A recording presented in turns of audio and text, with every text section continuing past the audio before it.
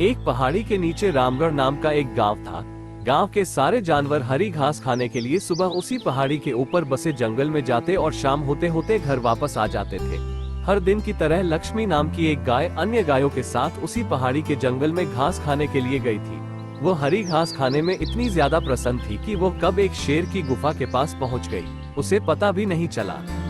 शेर अपनी गुफा में सो रहा था और वो पिछले 2 दिनों से भूखा भी था। जैसे ही लक्ष्मी शेर की गुफा के पास पहुंची, गाय की खुशबू से शेर की नींद खुल गई। वो शेर धीरे धीरे गुफा से बाहर आया और गुफा के बाहर गाय देखकर खुश हो गया। शेर ने मन ही मन सोचा कि आज उसकी 2 दिनों की भूख मिट जाएगी। वो इस तंदुरुस्त गाय का ताजा मांस खाएगा और यह सोचकर उसने एक तेज दहाड़ लगाई। लक्ष्मी शेर की दहाड़ सुनकर डर जाती है। जब वह अपने आसपास देखती है तो वहां दूर दूर तक उसको कोई भी दूसरी गाय नहीं दिखी। जब वह हिम्मत करके पीछे मुड़ी तो उसे सामने शेर खड़ा हुआ दिखाई दिया। उस शेर ने लक्ष्मी को देखकर फिर से दहाड़ लगाई और लक्ष्मी से कहा, मुझे 2 दिनों से कोई शिकार नहीं मिल रहा था। मैं भूखा था, शायद इसलिए भगवान ने मेरा पेट भरने के लिए तुझे मेरे यहाँ पर भेजा है।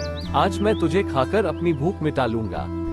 शेर के ऐसा कहने पर लक्ष्मी उसके सामने रोने लगी और विनती करते हुए कहती है कि आज मुझे जाने दो।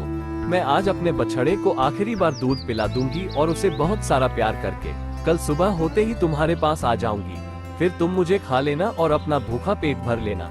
शेर लक्ष्मी की यह बात मान जाता है और धमकी देते हुए कहता है कि अगर कल तू नहीं आए तो मैं तेरे गांव आऊंगा, फिर तुझे और तेरे बेटे दोनों को खा जाऊंगा। लक्ष्मी शेर की यह बात सुनकर खुश हो जाती है और शेर को अपना वचन देकर गांव वापस चली जाती है। वहां से वह सीधे अपने बछड़े के पास जाती है, उसे दूध पिलाती है और बहुत सारा प्यार करती है। फिर बछड़े को शेर के साथ हुई सारी घटना बताती है और कहती है कि उसे अब अपना ख्याल खुद ही रखना होगा। वो कल सुबह होते ही अपना वचन पूरा करने के लिए शेर के पास चली जाएगी। अपनी माँ की बातें सुनकर बछड़ा रोने लगता है।